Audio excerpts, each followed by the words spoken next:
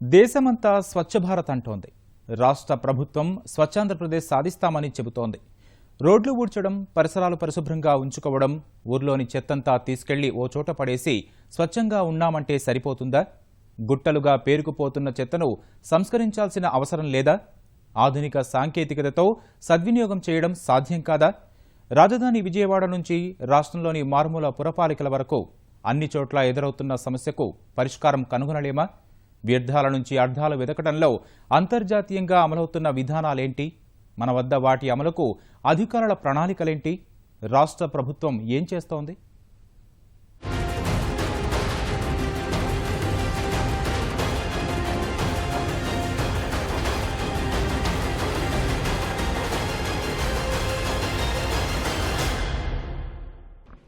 కొండల్లో పేరుకుపోయిన వ్యర్థాలు, కంపుకొట్టే పరిసరాలు పర్యావరణకే కాదు మనుషుల ప్రాణాలకు కూడా ఎంతో ప్రమాదం.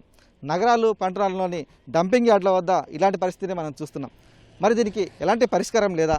వచ్చినటువంటి ఆధునిక సాంకేతిక పరిజ్ఞానంతో చెత్తను సజావుగా నిర్వహించి ఎలాంటి ఫలితాలు సాధించవచ్చు?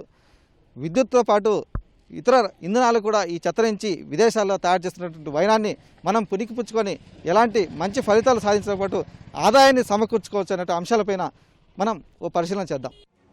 చెత్త చెత్త చెత్త దేశమంతా ఎదుర్కొంటున్న సమస్య. ఇళ్లు, వాకిలి శుభ్రంగా ఉంచుకునే క్రమంలో చెత్తను రోడ్డుపై వేస్తాం. ఆ చెత్తను మున్సిపాలిటీ వాళ్లు డంపింగ్ యార్డుకు తరలిస్తారు. కొంతకాలానికి డంపింగ్ యార్డు నిండిపోతుంది. అయినా మరో స్థలం లేక అక్కడే చెత్త పోగేస్తారు. ఫలితంగా అది కొండలా పేరుకుపోతుంది. ఇక్కడే కొన్ని విషయాలు గమనించాలి. మన వద్ద చెత్త అంటే కేవలం కాగితాలే కాదు, ఆహార వ్యర్థాలు, కాగితాలు, ప్యాకింగ్ వస్తువులు, ప్లాస్టిక్, గాజు, రబ్బర్, ఇనుము ఇలా సమస్తం అందులోనే ఉండిపోతాయి. తడి చెత్త, పొడి చెత్త వేరు చేసే విధానం లేకపోవడంతో డంపింగ్ యార్డులో అన్నీ ఓ చోట చేరతాయి. ఆ చెత్తలోనే రసాయనిక చర్యలు జరుగుతాయి. తడి పదార్థాల్లోని తేమ వాటికి తోడై కాలకూట విషం అంటే భయంకరమైన మురుగు ఆ గుట్టల నుంచి వెలువడుతుంది. అటుగా వెళ్లాలంటేనే భయపడే పరిస్థితులు ఏర్పడతాయి. ఆ మురుగు భూమి లోపలికి వెళ్లి భూగర్భ జలాల్ని సైతం కలుషితం చేస్తుంది. సమీప ప్రాంతాల్లో బోరు వేస్తే కలుషిత నీరు తప్ప వినియోగించేందుకు పనికిరాదు. నగరాలు, పట్టణాల్లో ఉత్పత్తవుతున్న చెత్తను సరైన విధానంలో వేరు చేయటం కొంతమేరకే అయినా దానిని వినియోగించే చర్యలు చేపట్టకపోవడమే ఈ పరిస్థితికి కారణం. రాష్ట్ర రాజధాని ప్రాంత హోదా సంతరించుకున్న విజయవాడ వంటి నగరాలు కూడా ఇందుకు అతీతం కాదు. ప్రస్తుతం రాజధానిగా వెలుగొందుతున్న విజయవాడలోనూ డంపింగ్ యార్డు వద్ద మనకు దారుణమైన పరిస్థితులు కనిపిస్తున్నాయి. నగరంలోని వివిధ ప్రాంతాల నుంచి ప్రతిరోజు 500 మెట్రిక్ టన్నుల చెత్త ఉత్పత్తి అవుతుంది. సాధారణంగా అయితే పోగైన చెత్తను శాస్త్రీయంగా వేరు చేయటం, పునర్వినియోగపు చర్యలు తీసుకోవటం, మిగిలిన వ్యర్థాలని డంపింగ్ యార్డుకు తరలించడం ద్వారా మంచి ఫలితాలు ఉంటాయి. కానీ అవేమీ ప్రస్తుతం జరగటం లేదు. గతంలో చేసిన ప్రయోగాలను గాలికే వదిలేశారు. చెత్తను సద్వినియోగం చేసుకునే క్రమంలో విజయవాడ నగరపాలక సంస్థ అధికారులు 1999లోనే ఓ చిన్న ప్రయత్నం చేశారు. వ్యర్థాల నుంచి ఎరువులు తయారు చేసేటువంటి కార్యక్రమానికి శ్రీకారం చుట్టి ఎక్సెల్ ప్లాంట్ పేరుతో అజిత్ సింగ్ నగర్లో ఒక కర్మాగారాన్ని ఏర్పాటు చేశారు. అయితే సరిపడా చెత్తను ఈ కర్మాగారానికి తరలించలేదని చెప్పేసి అప్పట్లో ఈ ప్లాంట్ మూటపడింది. రోజుకు 125 మెట్రిక్ టన్నుల చెత్త సరఫరా కావాల్సి ఉండగా అందులో ఎక్కువగా గాజు పెంకులు, ప్లాస్టిక్ సీసాలు ఇవి రావడంతో ఈ వ్యర్థాల నుంచి ఎరువులు తయారు చేయడం కొంత ఇబ్బందిగా మారింది. అలాగే 125 టన్నుల చెత్తలో ఎక్కువగా పనికిరాని వస్తువులే ఉండడంతో ఆ ఎరువులు తయారు చేసేటువంటి కార్యక్రమం నిలిచిపోవడంతో ఈ ప్లాంట్ కూడా మూతపడింది. మన గ్రామాల్లో ఇళ్లలో పోగయ్యే చెత్తతో పాటు పశువుల పాకలోని పేడ అన్నీ కలిపి ఊరి బయట దిబ్బలుగా వేస్తారు. కొద్ది రోజులకు అది మంచి సేంద్రియ ఎరువుగా తయారవుతుంది. కానీ నగరంలో మాత్రం ఆ తరహా ప్రయోగం సఫలం కాకపోవటం విచిత్రమే. ఎరువుల తయారీకి అవసరమైన చెత్త ఎక్సెల్ ప్లాంట్కు సరఫరా చేసి ఉంటే డంపింగ్ యార్డుపై భారం కొంతైనా తగ్గేది. అది గాలి కొదిలేసిన అధికారులు చెత్త నుంచి విద్యుత్ అంటూ మరో ప్రయోగం చేశారు. కూరగాయల మార్కెట్లు, కబేళాల నుంచి ఉత్పత్తయ్యే వ్యర్థాల్ని మండించడం ద్వారా మీథేన్ గ్యాస్ ఉత్పత్తి చేయడం ద్వారా కరెంటు తయారీకి శ్రీకారం చుట్టారు. అయితే రోజు 20 మెట్రిక్ టన్నుల వ్యర్థాలను సరఫరా చేయాల్సి ఉండగా వాటిని కూడా యంత్రాంగం సమీకరించలేకపోయింది. 5 మెట్రిక్ టన్నులను సేకరించి పంపటంతో విద్యుత్ తయారీకి అది సరిపోక ప్లాంటును మూసివేశారు. అధికారుల వైఫల్యం ఇంతటితో ఆగలేదు. నేరుగా చెత్త నుంచి కరెంటు తయారు చేసే మరో ప్లాంటుకు రూపకల్పన చేశారు. అదేమైందో ఓసారి చూద్దాం. చెత్త నుంచి విద్యుత్ తయారు చేసే క్రమంలో విజయవాడ నగరపాలక సంస్థ చేపట్టిన మరో విఫల ప్రయోగం ఇది. 2001లోనే శ్రీరామ్ ఎనర్జీ సంస్థతో విద్యుత్ తయారీ ప్రాజెక్టు కోసం నగరపాలక సంస్థ అధికారులు ఒప్పందం కూర్చుకున్నారు. నిత్యం 225 మెట్రిక్ టన్నుల చెత్తను వారికి సరఫరా చేస్తామని చెప్పినప్పటికీ అందులో ఎక్కువగా మట్టి, గాజు పెంకులు ఇవన్నీ కూడా రావడంతో విద్యుత్ ఉత్పత్తి సాధ్యపడలేదు. అలాగే స్థానికుల నుంచి కూడా ఈ చెత్త పోగడంతో వ్యతిరేకత వ్యక్తం కావడంతో తర్వాత కాలంలో ప్లాంట్ మూతపడి ఈ ప్రాంతమంతగా నిరుపయోగంగా మారిపోయింది. నగరపాలక సంస్థ చేపట్టిన ఆ 3 ప్రయోగాలకు అజిత్ సింగ్ నగర్ ప్రాంతం వేదికైంది. 3 రకాల ప్లాంట్లు మూలన పడ్డాయి. నగరంలోని చెత్తంతా ఇక్కడకు తెస్తున్నారేంటని స్థానికులు అభ్యంతరం వ్యక్తం చేసినా అధికారులు పట్టించుకోలేదు. చెత్తను సమర్థంగా నిర్వహించడం ద్వారా స్థానికులకు ఇబ్బందులు లేకుండా చేస్తామని చెప్తూ వచ్చారు. కానీ ఆ ప్రయోగాలు విఫలమై 10 ఏళ్లయింది. దీంతో గుట్టలుగా ఉన్న చెత్త కొండల మాదిరిగా తయారైంది. ఆ కంపును భరించలేక స్థానికులు ఆందోళనలు చేశారు. వాటికి తలొగ్గి డంపింగ్ యార్డును వేరే చోటికి మార్చాలని అధికారులు నిర్ణయించారు. నగరం వెలుపల మరో చోట చెత్తను డంపింగ్ చేసేందుకు చర్యలు మొదలయ్యాయి. అయితే ఇక్కడ పేరుకుపోయిన వ్యర్థాలతో జనం అగచాట్లు పడుతున్నారు. కంపు, కాలుష్యంతో సతమతమవుతున్నారు.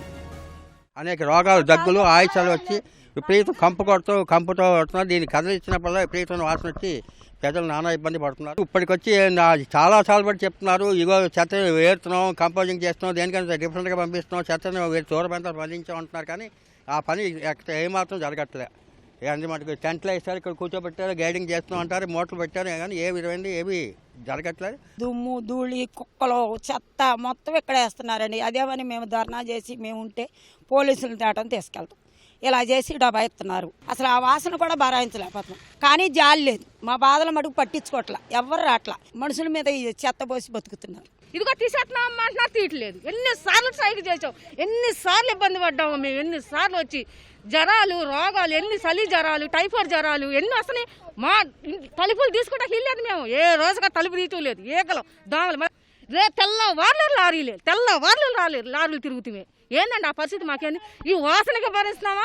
ఈ వాసన భరుతున్నామా? దోమలు కొడుతున్నాయి, ఈగలు. అసలు ఎంత నరకం అనిపిస్తాం. మా నరకం దేవునికి భగవంతుడికి తెలుసు.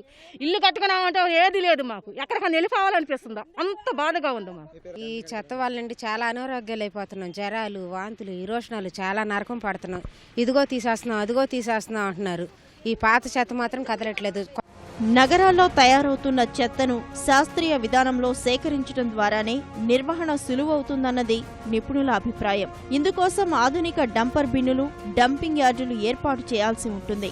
కూరగాయలు, ఆహార పదార్థాలు, దుమ్ము, ధూళి వంటి వాటితో కేవలం సేంద్రియ ఎరువు మాత్రమే తయారు చేయవచ్చు.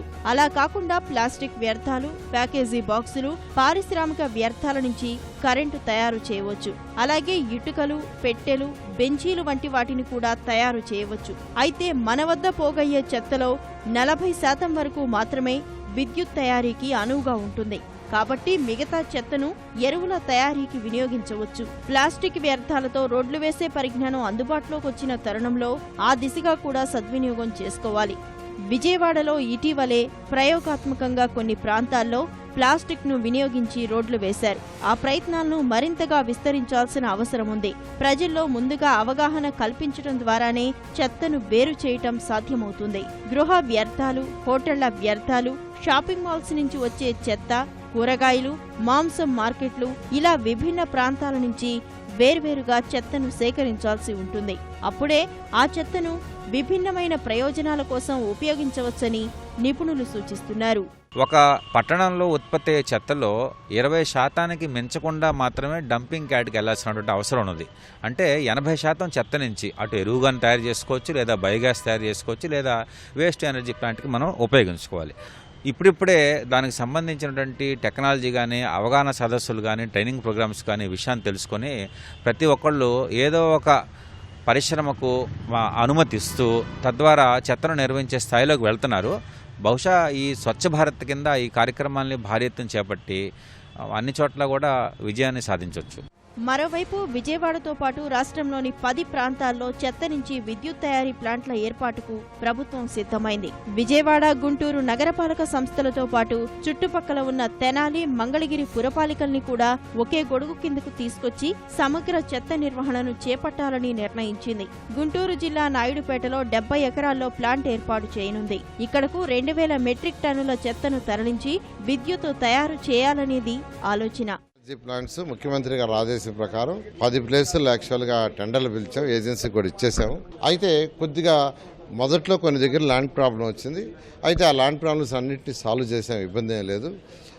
వాళ్ళు ఏదైతే వేస్ట్ ఎనర్జీ ప్లాంట్స్ ఎక్విప్మెంట్ బయట నుంచి ఇంపోర్ట్ చేసుకోవాలా, ఆ ఏజెన్సీస్ ఆ ప్రాసెస్లో ఉన్నారు.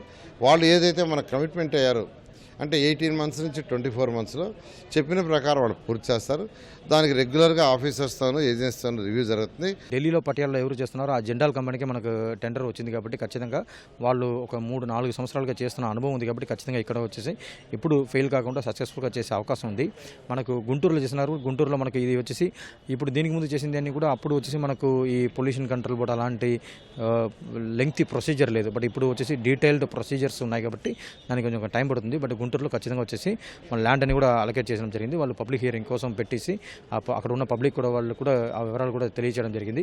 ఎన్విరాన్మెంటల్ క్లియరెన్స్ వచ్చిన తర్వాత స్టార్ట్ చేస్తారు. స్వచ్ఛ భారత్ కార్యక్రమంలో భాగంగా నగరంలో చెత్త సేకరణపైన, నిర్వహణపైన అధికార యంత్రాంగం దృష్టి సారించింది. అయితే ఇక మీదటైనా నిర్వహణలో అలసత్వానికి తావివ్వకుండా రాజధాని ప్రాంతంలో ఏర్పాటు చేయబోయే కొత్త ప్లాంట్ కార్యరూపం దాలిస్తే రాష్ట్రంలోని మిగతా ప్రాంతాలకు ఈ విధానం విస్తరించే అవకాశాలున్నాయి. స్వచ్ఛ భారత్ కార్యక్రమాన్ని అమలు చేసే క్రమంలో చెత్త నిర్వహణపై ప్రజలకు అవగాహన కల్పించేందుకు ప్రభుత్వం రూపొందించినటువంటి గోడపత్రిక ఇది. ఇంతవరకు బాగానే ఉన్నప్పటికీ ప్రభుత్వం ఈ చెత్త నిర్వహణ చేస్తున్న విధానంలో మాత్రం చాలా రకాల లోపాలు ఉన్నటువంటి అభిప్రాయం అయితే ప్రజల నుంచి వ్యక్తమవుతోంది. విజయవాడ నగరపాలక సంస్థ పరిధిలో జరుగుతున్నటువంటి తతంగమే అందుకు ప్రత్యక్ష నిదర్శనం. ప్రపంచవ్యాప్తంగా ఎంతో ఆధునిక సాంకేతిక పరిజ్ఞానం అందుబాటులోకి వచ్చి చెత్త నిర్వహణ సజావుగా జరుగుతున్న తరంలో ఆ పరిజ్ఞానాన్ని ఇక్కడ తీసుకురావడంలో పూర్తిగా అధికార యంత్రాంగం అంతా కూడా విఫలమైందని చెప్పాలి. ప్రభుత్వ చిత్తశుద్ధిని కూడా ఈ పరిణామాలు శంకించాల్సినటువంటి పరిస్థితిని కల్పిస్తున్నాయి. కెమెరామెన్ బిఎన్ఆర్తో పూర్ణ చంద్రశేఖర్, ఈటీవీ న్యూస్, విజయవాడ.